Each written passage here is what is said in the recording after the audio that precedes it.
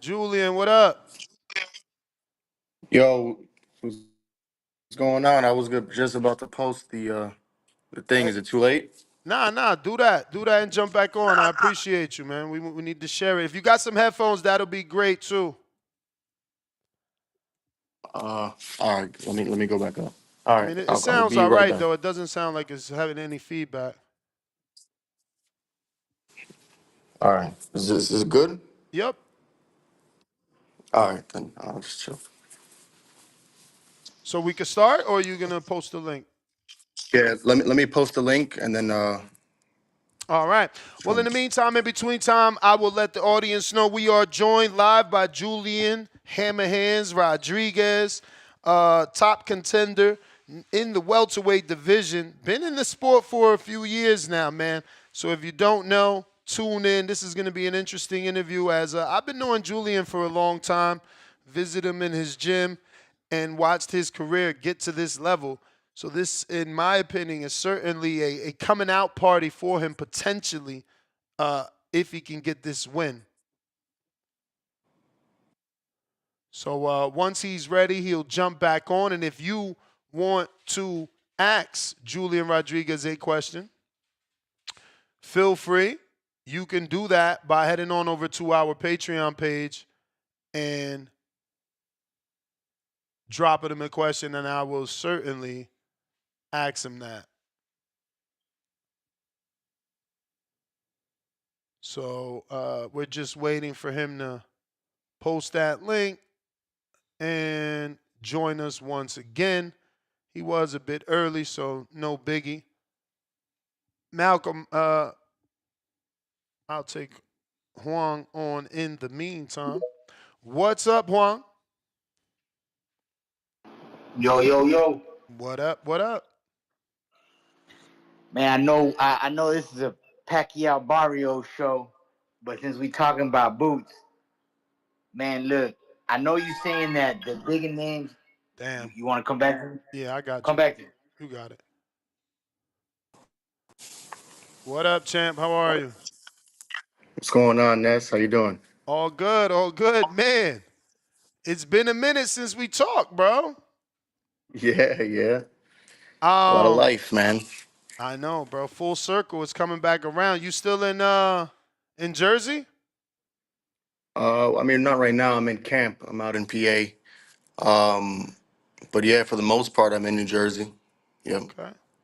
Bergen So County. this is a good fight, bro. This is actually a dangerous fight. The both of you guys are punchers. Obviously, you go by the name Hammerhand, so it's obvious you can punch.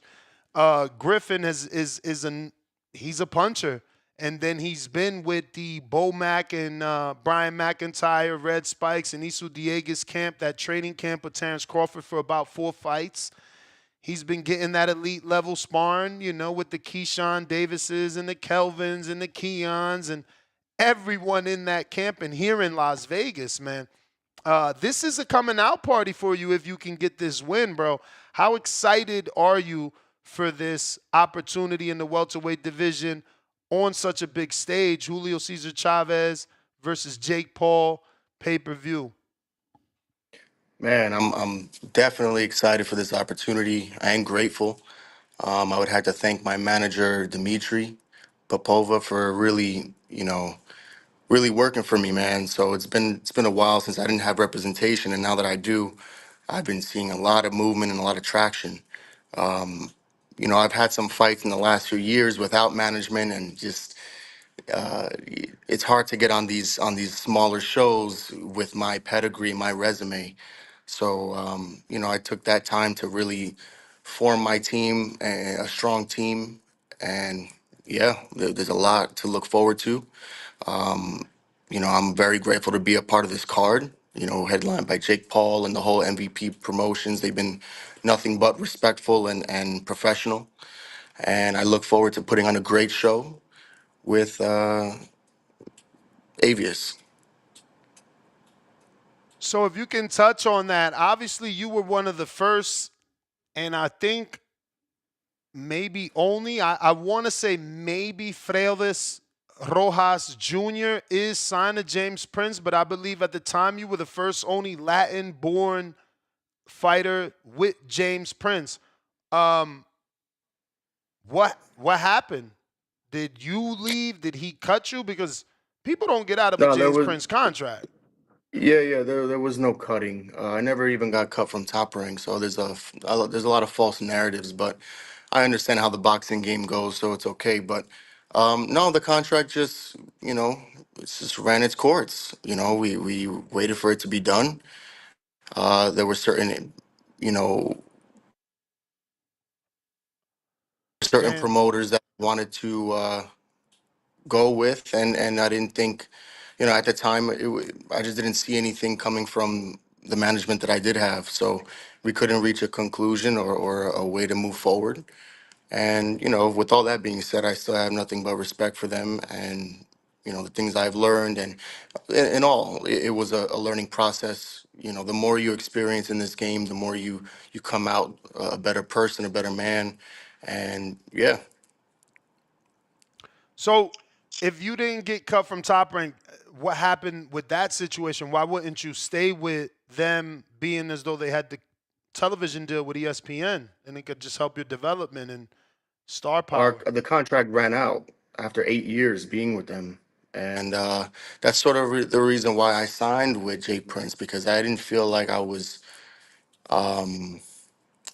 being represented fairly, in my opinion, at that time.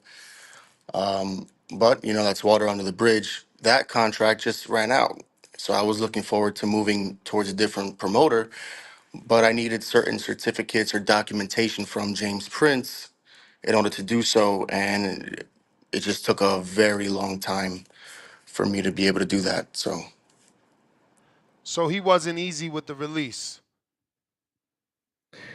uh I wouldn't say him per se. There wasn't any, again, Antonio Leonard Sr. no, I wasn't involved with him on a legal base, but I just again, it wasn't as Some smooth as I would hiccups. We like it could to leave it be. at there. No worries, Right, champ. We could right, leave it yeah. at there. The boxing world, you know how it goes, man. So again, I learned more about the game, and at the end of the day, it's business. And again, I still have nothing but respect for what they did do for me, and that's how I'd like to leave that. So when did you get this religious, or is this just for the fight? Since I'm 9 years old, brother. Really? Yeah, yeah. But you're not Cuban, right? Aren't you like Puerto I Rican am descent? Cuban. Oh, you are Cuban. No, my Okay, no, mother's I see Cuban. the Yeah. beads. I'm Caribbean, so I see the beads, and I Okay. exactly know what that is associated with. But I thought it was mostly Cubans. I don't get me wrong, we got hella Puerto Ricans that deal with it. I just Yeah, never yeah, yeah. knew you were Cuban. That's crazy. All this time, I be seeing your dad. Yep. So wait, is he Cuban too? No, so my mother is of Cuban and Irish descent, Okay. and my father is Colombian and Dominican. Oh wow. I never knew Alex was Dominican all this time, bro. Yeah. Well, I mean, Alex. To be fair, Alex was my stepdad, Oh, and he's still gonna be involved in my camp. You know what I mean? We just spoke recently, so he's a busy guy. He's the number one ring guy I in the know. world now. You know what I mean? So, In the world is um, true, bro. He's all over the yeah, place. man. That's so crazy, Yeah, right? Imagine buying a ring yeah. and then every promoter in the game wants to use your ring. That's almost insane, Right. bro. What a Well, it blessing says a for lot him. about says a lot about his professionalism and his character. So, Yeah, man. So I ain't gonna front, bro. I was kind of pissed off you was going viral for a knockout over Tank 30 years ago. I'm like, bro, how is right, this kid right. going viral for something that like at right now doesn't matter? But I'm not a fighter. So first and Yeah. foremost, I apologize for that. But can you explain what does that mean today? Like you knocked out Tank, or is you going? I Yeah, mean, it doesn't mean anything. It doesn't mean anything yeah. today.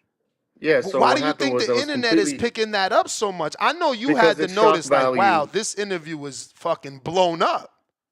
Right, it's shock value. So here's what happened. I went on a regular podcast over here in New Jersey, not really boxing affiliated, and they started asking about my life and big names I've been in the ring with, and I started telling them Manny Pacquiao, Ruslan Provodnikov, Tank Davis, and because he's such a trending star, the interviewer asked me, "Oh, you've been in the ring with Tank Davis." So I explained the whole situation. Like, yeah, we were sparring partners coming up.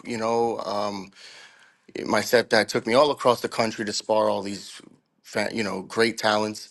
And when we were 16, we fought twice. The first fight was a great fight, back and forth. I overlooked him because I've been sparring him all those years, and I thought he was still the same little tank. But he learned a lot in the years that we didn't spar leading up to that fight. And it was a good fight, but I dropped him in that fight. But he had a great punch. He's asking me about his power, stuff like that. I spoke about the second fight. The second fight was like a joke. Like, he kind of trolled me in the fight because we had a big tournament the week after. I think it was the JOs or something like that. So we had a big tournament a week after. So as soon as the bell rang, he ran around the ring and was laughing at me the whole time. So, like, I won the fight, but it wasn't even a fight. And me explaining this story, there was a boxing page, I forgot which one it was, that chopped it up and made it sound like, that said all the negative things, like, yeah, I dropped them and I got the video, so I'm gonna drop it on, like, I just made it sound like I was like talking shit about him. And then when that clip went viral, Tank slid into my DMs and was saying, like, regular Tank type of stuff, stuff about my children and about my stepdad and stuff like that, which is that shit don't work with me, but I understand it. But that's what happened. So at that point, once he's sitting there saying all these things, like, all right, now I'm gonna double down, and that's it. You want to take it to a certain level, I'll take it there too. Granted, and I'm still saying it now, that shit don't matter now. Obviously, it's very obvious. You know what I mean? I'm not an idiot, but you can't get mad if I'm gonna sit there and tell my story, especially if I'm being respectful about it. And that it is what it is. He just didn't like. He's a sensitive dude. It is what it is. Yo, I say that all the time. It's not just him though. I feel like fighters in general. I don't know how you deal with the critique, and obviously we can touch on that. You suffered your first loss to Jose Pedraza, a former two-time champion. How did you take the social media reaction to people calling you names or saying you weren't as good as they thought or as good as you think you are because you suffered that loss? Because I feel like fighters, they can't take the criticism, bro. They can't take the Yeah. criticism. Well, to be honest, um, I didn't really take it, that poorly, because in my mind, I knew exactly what happened in that fight. I shouldn't even went into the fight. So, I'm not going to speak on the actual Nah, reasonings why, nah, because nah, nah, nah, nah, I nah. already, yeah, Nah, yeah, I'm not going to do Julian. that. Nah, But nah, nah, nah, Julian. yeah, That shit was so 4 years ago. We need to know now. right. If there was I've something, already no, we I've need already to said it. I know. already said it. And my team doesn't want me keep revisiting that shit. People can go on Google or YouTube it, whatever. I shouldn't have went into the fight. It was my last fight with Top Rank, and I honestly was trying to run out of that contract. And I also was dealing with some really heavy injuries where a lot of other fighters immediately pull out from. And I tried to push through it, you know what I mean? And I didn't do it. I was thinking of that fight as like my flu game for Jordan. If I would have won, cool, it would have been a great story to be like, yo, I came in here with this, and this happening and blah, blah, blah. But it didn't happen that way. But I took that chance and I fucking lost. You know what I mean? So I didn't really take it. I didn't really take it too hard as far as what the general public thought of it, but I did take it. I had some thinking to do as far as the people that were around me and the lack of support that I had at that time from people that I thought wouldn't, you know, uh, I guess, sway the other way or have negative things to say about that. You know what I mean? So, but that shit don't matter to me. That's all. I don't really care about what the audience has to say as far as the negativity or whatever. I'm here to trying to feed my family, and at the end of the day, my grandkids are going to be proud of the things that I have done in my life. So that's all I care about, to be honest with you. So, how this fight come about? I know you give the credit to your attorney and, or excuse me, your manager at the moment. But walk me through the phone call and I guess the decision process, because have you watched Griffin fight? Like, this is a serious fight to come back to. It's not. Normally a fighter wanting to get a tune up. Like, this is Yeah. no tune up. Well, I just had a tune-up in September. Quayshawn Toller, 17-2. Been around, skillful guy. First fight at 147. or I think it was the second fight, maybe 147. Yeah, but yeah, my manager's been in contact with them with MVP for a while. There's also other companies we've been in contact with, and we were just seeing what type of opportunities were going to present themselves while we were just kept in the gym, keep in shape. And sure enough, this opportunity came and fell onto our lap. And, Dimitri ran it by me, and I okayed it within 2 minutes. Within 2 minutes, so you already were familiar with Griffin. You didn't need to look him up or Nah, anything, or no, you I don't do wasn't. that. It takes me 2 minutes to go and look up what I need to look up. And yeah, What I does think a it's a fighter great look fight for up me. in 2 minutes? What do you look up? Like, I mean, it takes longer to watch film, so it's definitely not film. No, I mean at this level and with my level of experience, it takes me 30 seconds to dissect someone's reaction time, to dissect how quick their feet are, how quick their hand speed is, what type of fighters they've been in there with, their resume, their lifestyle, things of that nature. And also, I know where I'm at right now, so there is no more time for, these training wheels or talking about tune-ups or nothing like that. You know what I mean? I just turned 30 years old, so I know I do have a lot left in the sport, considering I haven't really taken much damage or been in like wars or anything like that. So it's that's it. It's the time is now. I ain't gonna front, Julian. This fight, it took it over the edge for me. I Hmm. was not looking to purchase Jake Paul and Julio Cesar Chavez whatsoever. And I'm a Jake Paul fan. I've bought all his pay-per-views. But Julio at this point is just not it. But when they put Schofield and Farmer and Griffin and Rodriguez, I told my audience right away, I'm all in. This is a very interesting fight for me. So shout out to you Right, for right. taking it.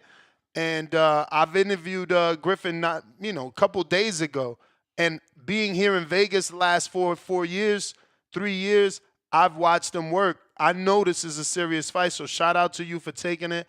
Shout out to you for making this card worth our money first and foremost.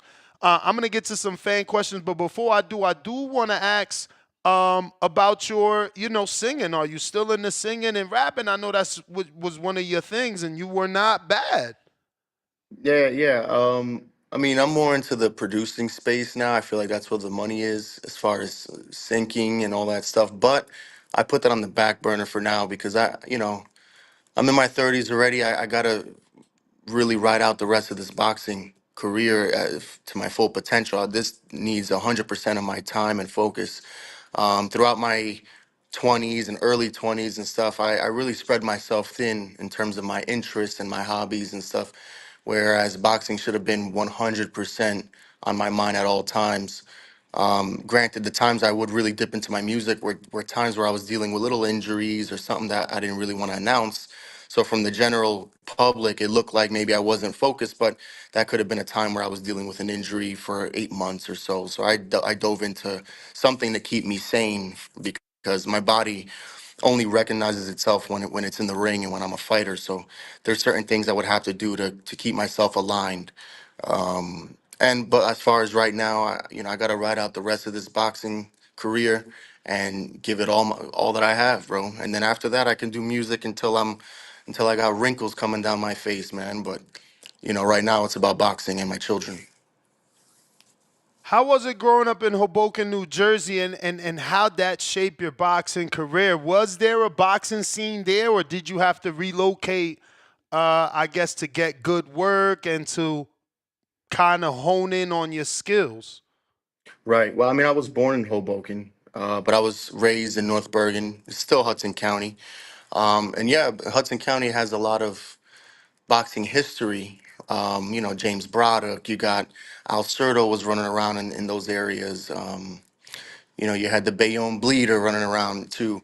But as far as at that time, for me growing up, there wasn't many sparring partners, or boxing wasn't really a big thing in that town. So, we had to relocate to, well, the gym was in Patterson. So instead of going to the North Bergen gym, we started going to Patterson. And man, there was 50 kids in that gym. And every time I walked in there, they would side eye me and you felt the animosity and the competitiveness in those gyms, and that's what really brought the best out of me.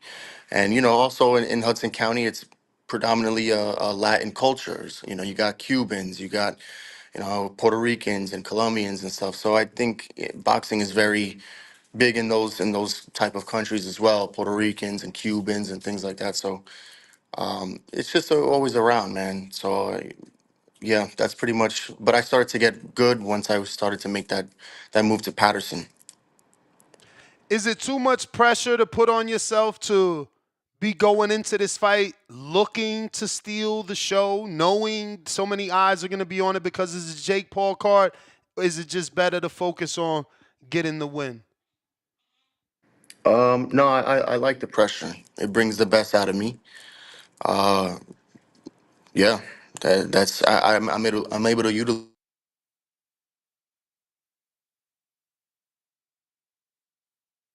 Looks like we got. All right, he's back. Yeah, I'm able to utilize it to really get me that bring the best out of me and provide that energy that I need. And being as though you had that situation with Tank, what is your thoughts on that knee he took? Did you feel he deserved to get, a knockdown for that and that Roach deserved the win? Personally, I do think so. Especially when they replayed it on the with the replay, he did get hit with a shot to the eye. It was a little flick to the eye, but you could see that it knocked him off his focus. He started blinking his eye and then took the knee. So it was caused by a punch, even if it was you know a swiping type of punch. But yeah, I mean, he got hit right in his eyeball and took a knee. So and judging by the scorecards where they were at, without scoring that as a knockdown, yeah, I mean, if they scored that as a knockdown, it would have been that should have been Lamont Roach's victory. And how do you see that rematch work playing out now? It's tough to say, man, because a lot of people who were keeping their eyes on Tank that I know, like coaches and things like that, they all kind of said that they didn't feel like he was that focused. And of course, when you're swimming in all that money, I mean, who really knows? You know what I mean? Especially a kid from Baltimore. So I don't know. Maybe he just caught slacking. Maybe Lamont Roach came and seized the opportunity at hand. I guess we're gonna have to wait for the second fight to really see.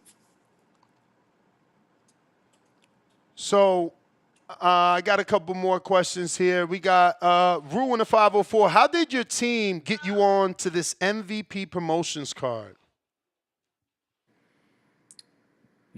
I just my manager Dimitri is just extremely business savvy, man, and he knows how to speak to people. He's a great person, and I think when you put that type of energy out there and you're a go getter as a manager, I think that these are the rewards that you reap, you know, or these opportunities. So just staying in contact with them and, you know, yeah. I mean, at the end of the day, I am 23-1, and I'm in a place now where, I got to start making some noise and start making some moves. So as a team, we understood that, and yeah, so far so good. Do you feel like you have a chip on your shoulder because of the way that things transpired with Top Rank and with James Prince? Do you feel that you have something to prove to yourself and to the boxing world? I did for a while, but then I kind of outgrew that, and I matured, and I understand that this is the nature of the business. I understand also that whether I agree with what happened or not, I still have to take accountability for a lot of things that may have caused that type of route, So, yeah, there's no resentment or anything like that. This is just solely for me and my journey and my children and my family's sake. What I'm doing now, moving forward, there's no animosity towards anybody. I just understand the nature of the business. I have to take accountability for choosing this path in my life, and I don't. I have to give it the rest of my remaining years. I have to give it all I have in this sport, and however I land, brother. Absolutely. We got El Consejero from Washington State. Julian, appreciate your time. How do you take care of your mental health, especially before a fight? Well, me being in the gym is actually like my personally my greatest form of therapy.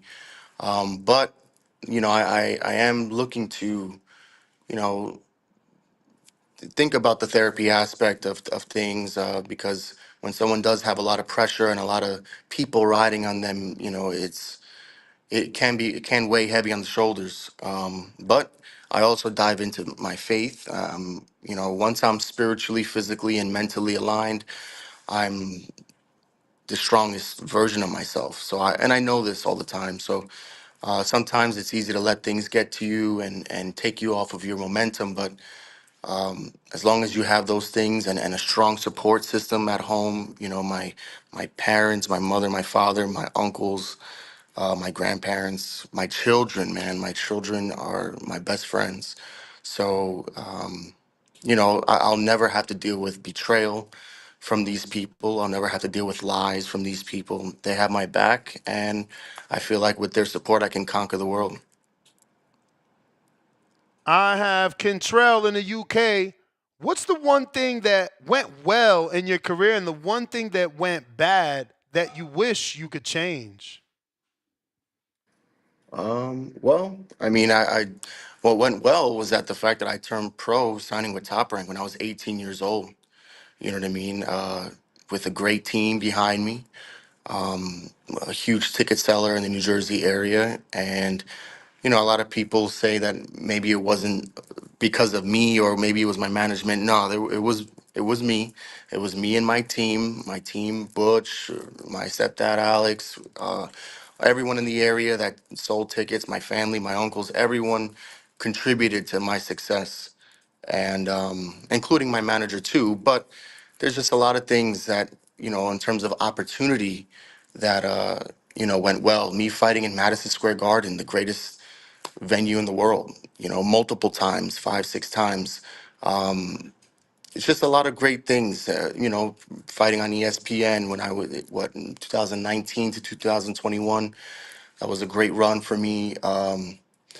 The things that I wish I didn't endure were the injuries. I had a lot of injuries because I believe I trained like I was a pro fighter by the time I was 9 years old, man. So I would wake up every morning at 5 a.m. to run 5 miles and go to school. I would be falling asleep in school, coming out of school, going right to the gym for hours, coming back home, eating a salad and going right to bed so I can do it again the next day.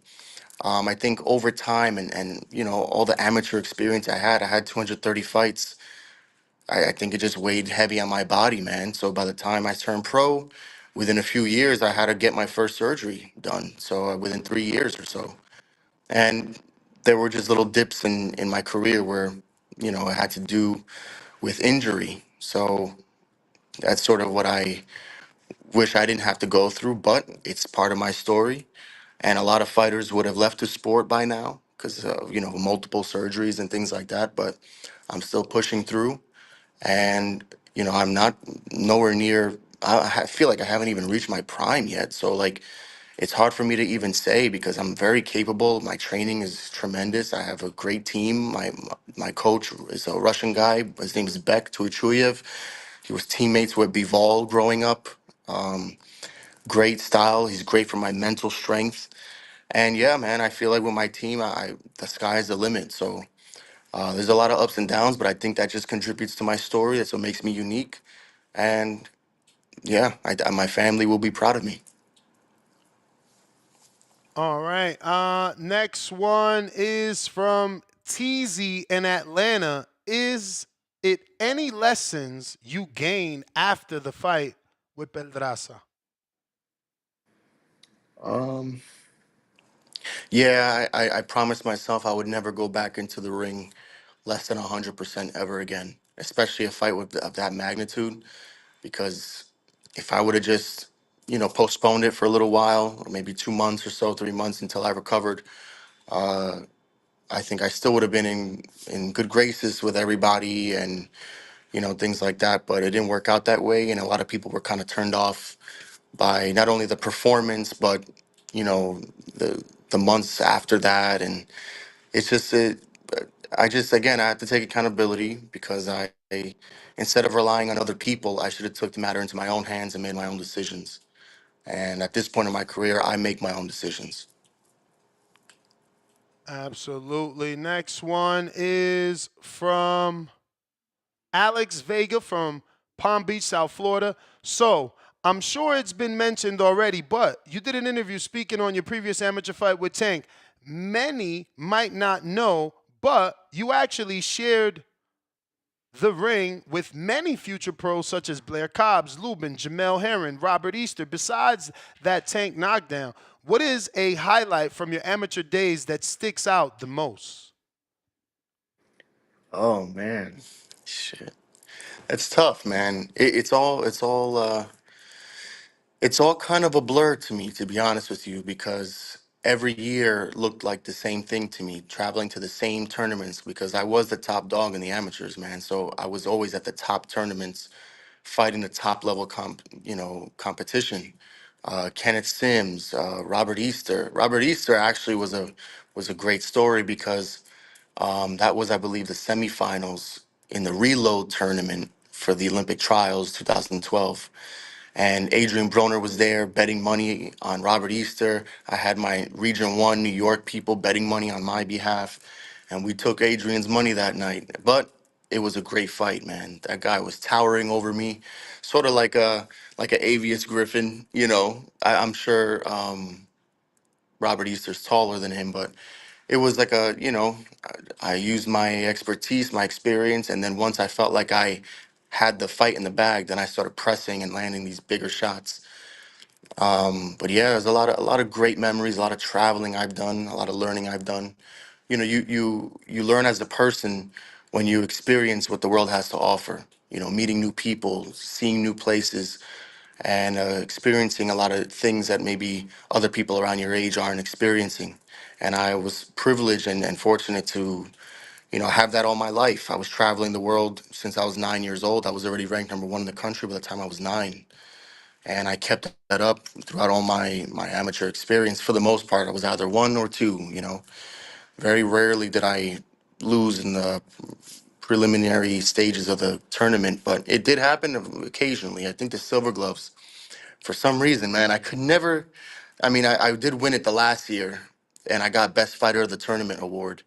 But man, I always lost in that tournament, and it was like a running joke within my family that the Silver Gloves, man, and that was a tough one, and it wasn't even the biggest tournament, but yeah, man, it was just memories, and yeah, throughout all those times, I actually started sparring pros by the time I was 12. So my assistant coach, Butch Sanchez, used to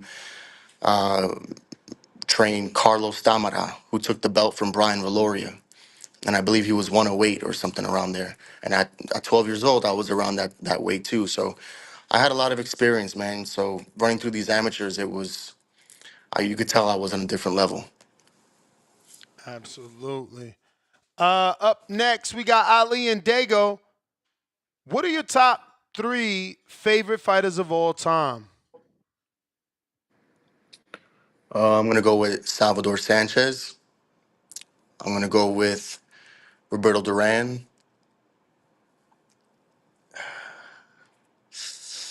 and just because of who I know him to be, I'm gonna say Manny Pacquiao. Uh-oh. Now you know I gotta ask, do you think he's gonna be Barrios? We're actually discussing today that if Barrios should feel disrespected, that Terrence Crawford is saying Pacquiao would beat him. And it's not just Crawford. Most people are giving Pacquiao the edge at 46 years old with 4 straight years out of the ring. Who do you think wins that fight? That's a tough one, brother. To be honest with you, man. You know, Father Time is undefeated in this game. And I'm not sure how well he prepared for his last showing with that exhibition, but I don't know, man. He's a man of faith. I can never, I can never count him out, man. He's been doing this his whole life. I mean, it's just a matter of him being in good shape. He's not gonna forget how to throw a right hook. You know what I mean, or that devastating straight left hand. But you know, there's been times where he's been counted out before, where when he fought Keith Thurman, and I was sitting there right there ringside, man, and it's amazing, man, to see how someone how a legend carries himself inside and outside the ring, and because of that, I think. And that guy has nothing to prove, man. When you have nothing to prove, you have fun with boxing. You go into the gym with a smile on your face. He's made the money. He has the notoriety. He has the support that he needs. He's already established. So this boxing thing is strictly for his happiness and what he likes to do. He's pursuing it. Sort of like Jake Paul. Like he doesn't have to box. So the fact that he does box it. Whereas on the contrary, there's people who feel like they need boxing to feed their family, or maybe it's their best thing that they know how to do in their lives, or maybe they just put all their eggs into boxing and they don't have anything else to do in the to as a plan B.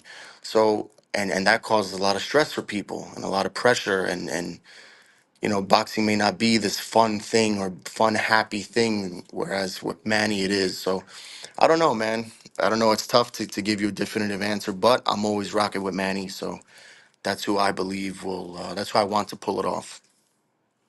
I have Rod in LA. What went wrong with Top Rank after the split? They haven't gotten any interest from, no, excuse me, have you gotten any interest from PBC Matchroom, Golden Boy, or MVP Promotions? You've already answered the Top Rank part. If you want to address Yeah, anybody from yeah. these So other companies reaching out. yeah, there was no problem afterwards with Top Rank. They were very professional and giving me the documents I needed to show that I was out of the contract and things like that. I didn't, again, to reiterate, I didn't get cut from Top Rank. That was my last fight on the contract.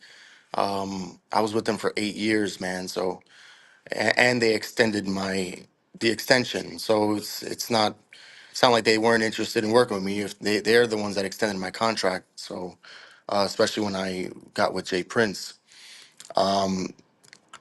As far as the other, what was the other part of the question? If you've gotten any interest from PBC, Matchroom, any of the other big box promoters. Right. Yeah, there's definitely interest. There's offers that have been made. Some of the offers that were made at a time where I was trying to form my team and kind of restructure my whole organization, if you will. So some of them I had to turn down for the moment. But yeah, we were even Top Rank. Top Rank's willing to play ball. Obviously, MVP is willing to play ball. I have, I'm in talks with TKO with Dana White. So we're we're we're we're on our way, man. We have a lot of things Whoa. at hand. Whoa. We got Ags now. That TKO thing, did you see anything different than what was being promoted on the internet as the quote unquote payouts for potential TKO fighters? Um, like Yes. we so we don't need you to tell us what they were offering you, but can you just confirm or deny that the internet made that up and that's nothing what TKO is offering, or was that close to the truth? Um, no, the internet always has a way of twisting things. Um, but again, and there's different contracts for different people, I believe. If you're a superstar heavyweight or whatever, and they seem to cater a lot to heavyweights, maybe the numbers might be different on that contract. I don't know. But people just have to, again, I'm assuming that this is the general public, the casual fans, no disrespect, but everyone's contracts are different. It all depends on what you bring to the table. And yeah, I did see I have my contract, and I did sign it. So Oh, I am signed with TKO. oh, okay. And they let you fight on MVP. Yes, because there's a period of time before the contract kicks in, because they're not having their shows at this moment. So they're allowing me to go and exercise other promoters and stay busy. Now, how does that work? What if you blow up? What if you knock out this dude? They haven't offered you anything or guaranteed you anything, but you're obligated to them on paper. What if MVP wants you because you knocked out Griffin live on pay-per-view? Well, then tell the money man to put his money where his mouth is. You know what I mean? Tell Mr. Jake Paul to make something happen if that's the case. But right now, I'm signed with TKO, and I'm looking forward to everything that they're bringing to the sport. I'm hearing things from behind the scenes too, and I'm very excited about how they're gonna approach boxing. And I think boxing needs to be refreshed. This, like, think what you want about the whole Jake Paul thing. I know a lot of fighters hate on him and stuff, but I think he's a marketing genius, man. And I think he's also providing a great platform for us fighters who have been in the game for a long time, to showcase our talent. And all his fights, or most of his fights, have a great undercard stacked up against, leading up to his fight. So it's a lot of cross promotion going on, and it's like a breath of fresh air. I think boxing needed that. I feel like a lot of boxing has been ran by people stuck in their ways, or outdated structures or business plans, or people that are just solely moving boxing in a way that benefits themselves only. So I'm starting to like it. Again, remember, guys, this is a form of entertainment. So, I know this is the gentleman's sport, but you got to be with the times, man. And as of now, I think Jake is doing a great job. I think Dana White and Turkey Al-Sheikh are doing a great job. And yeah, I'm excited. I'm excited that boxing is being brought together. Of course, there are some minor tweaks that need to happen, but I think the general direction of where it's going is very beneficial for boxing, fighters, all of it. Was it simple as whatever was on the contract that made you pull the trigger just because, like you're the first, right? You're the first and you don't have any example of what it is they can do. So it's kind of dangerous territory, or at least newfound territory, right? I mean, yeah, you have Yeah. experience. You've seen multiple contracts. What was, I guess, the tipping point that made you say, yeah, I'm going to take a chance with this new company? Well, I have a great support system and legal system behind me. Again, Dimitri, my manager, and one of my lawyers, Jamal, has been extremely just hands on in the process. And I'm very protected. And also the people that we've spoke to. I think we're very much anticipating for them to do the right thing with boxing, and for them to think outside the box. And yeah, we're just very excited about what they have, what their plans are. I have the Nigerian nightmare. How do you stay motivated during the tough training sessions? Did I ask you that already? Um, how do I stay motivated? Well, when I go away for camp, man, it's all that I had time to think about.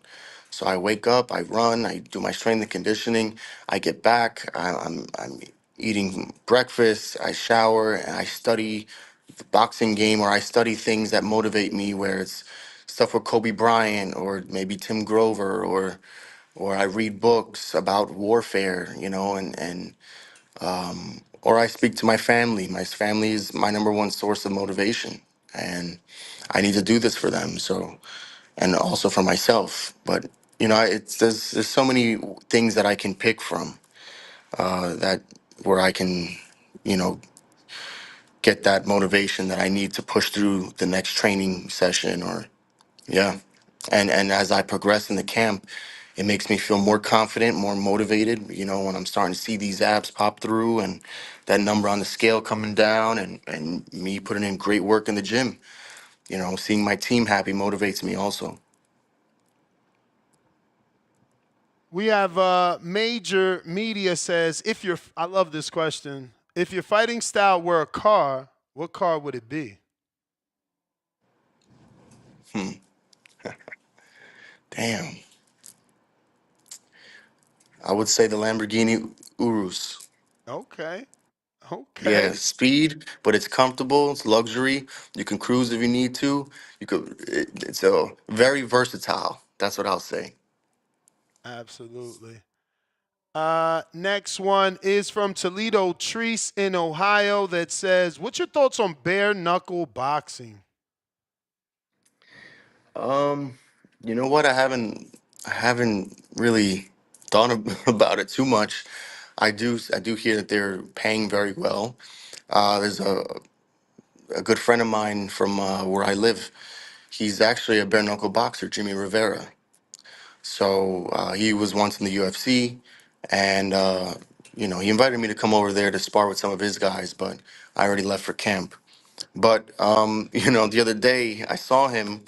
I was with my children. I saw him on the boulevard, man, and Market Street, and his nose was all crooked. He had a black and blue eye. I'm like, oh man, what's going on with you? What's going? You having a tough sparring day or something?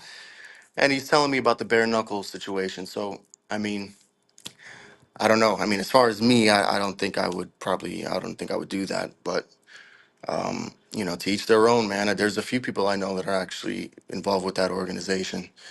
And there's these type of organizations popping up left and right, man. You got Power Slap, you got Bare Knuckle now, there's a whole bunch of things, man. So again, combat sports, it's evolving, and I'm excited for it. I got Malcolm, New York City. Blind rank these three fast food spots: McDonald's, Wendy's, Chick-fil-A. He put three, but he put five, so I guess the three was a typo. Burger King, Popeyes. What order would you put those? I would do Chick-fil-A number one, number two Wendy's, number three. Damn, wait, hold on a second, because McDonald's is, Them you know, fries. I love the I McDonald's know that's what fries. I'm saying. That's what I'm saying. Damn. Yeah, but the burgers for Wendy's. Damn, I'm gonna have to put McDonald's number two, then Wendy's number three, and then Popeyes, and then what was the other one? The Burger last one. King. Yeah, Burger King could stay there. All right. Huang out of Houston. How would you rank these welterweight dogs? Blair Cobbs, Abel Ramos. Uh, I don't know, man. I mean, I don't. Blair Cobbs is a character. I mean, he's an awkward guy. Maybe he's strong or something. I don't know. He's been awkward since the day that I fought him when we were younger. He was trying to be my friend in the weigh-in line and everything, like very animated guy. But it's good to see that he's still around, man. Abel Ramos, is that the one that Ugas fought? No, that's the one. Well, I think Ugas fought him too, but Barrios just had to draw with him on the Jake Paul card with Tyson. Okay. Um, yeah, I mean it's a tough Mexican fighter that comes forward. You got to be in shape for those guys, and those guys have a granite chin, man. So I don't know. I mean, those two fighters specifically. I mean, they're doing their thing, and I wish them the best. We got Mr. Savi that says, "What do you think about Tank potentially fighting Jake Paul at 195 plus when there's plenty of 35 pounders?" Um, I mean, I think the fight itself is crazy, but you know, he's at a stage right now where he's used to already these 5+ million dollar payouts, obviously more, but I'm just saying on the lower side. So I mean, if he's talking about retirement and he's talking about I want to go to college and I want to do things I never did in my life before and stuff, well, that's one way to solidify your future to be able to do all those things, man. So I can't hate on it, can't blame him for it. I would too get that, take that opportunity and eat a few steaks and get up there to 195. It wouldn't be hard for me. So, you know, as far as skill level, I don't think there's a comparison. But Jake is a big man, and compared to Tank, and you just never know, man. You just never know. And people, again, you're catering at this point to a certain audience, and I think their marketing strategy will be beneficial to them and their pockets. Do you think it's not a real fight because of the size advantage? Can Tank actually be hurt because of the size advantage, or you think it's an exhibition? There'll be rules in place so that neither man gets hurt. You never know, man. You never know what the higher ups are doing behind the scenes or how they're planning things out.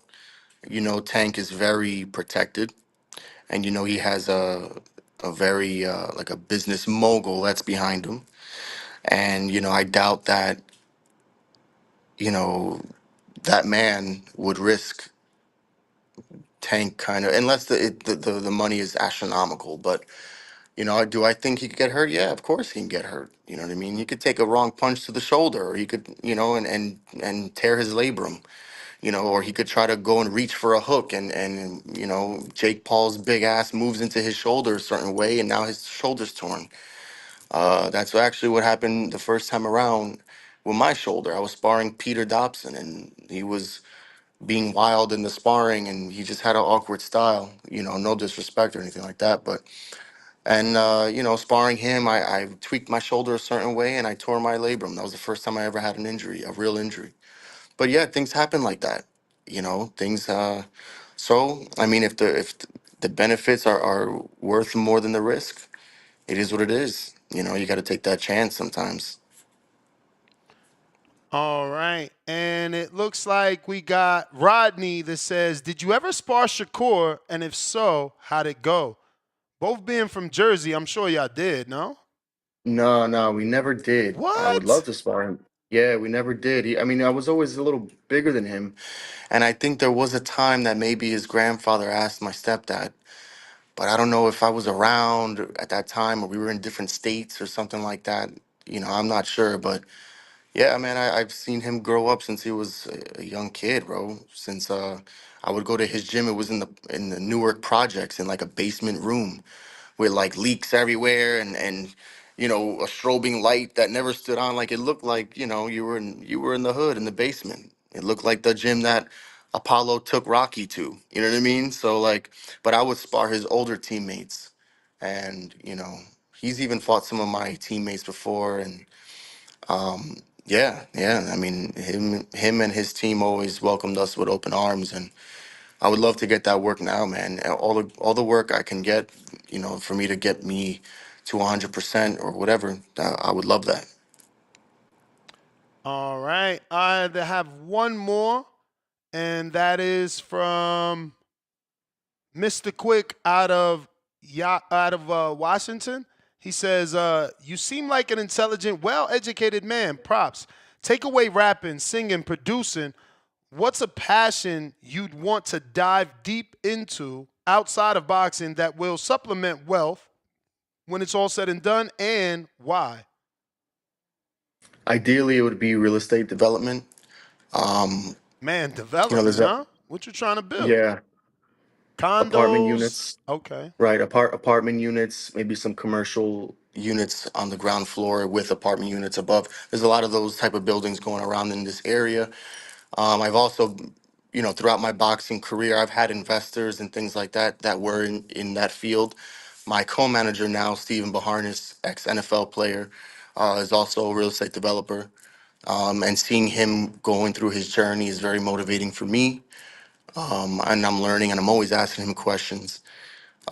There's other things too. Any type of real estate things. There's also things where you can rent out construction type of gear or vehicles, and then you utilize things that way, rent them out to other companies that may need them. Or there's so many things. It's just as far as the real estate game in general.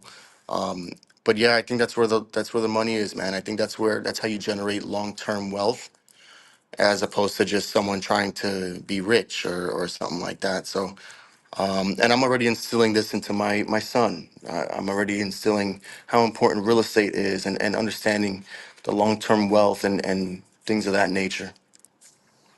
Well, champ, those are all my questions. I want to thank you for coming on the show. It's been a minute, but I'm glad that we were able to connect and get this interview down. Wish you the best of luck. Like I said, man, if it wasn't for this fight and the Floyd and Farmer fight, I wouldn't be buying it. So shout out to you and Avis Griffin for making this card that much better for us.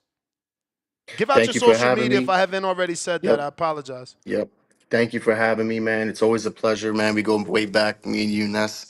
Um, and I'm doing this for my people, man. Para mi gente, So I gotta give it all I got. You know what I mean? And it's for my children. Uh, and I'm not gonna let my people down. I'm coming with everything, and I know he's gonna be ready, and I hope he is, so he can put on a good show. And thank you to Jake Paul and Most Valuable Promotions for putting this together and including me in this show. They've been nothing but professional. But now it's go time. It's time to mess the money up a little bit. You know what I mean? So all my socials are Team Hammerhands, and be on the lookout and tune in because it's gonna be a show. It's gonna be a night of fireworks, and I'll see you on June 28th. All right, champ. There you have it, ladies and gentlemen. Julian Hammerhands Rodriguez. Appreciate your time, champ. Getting back to the regularly scheduled program.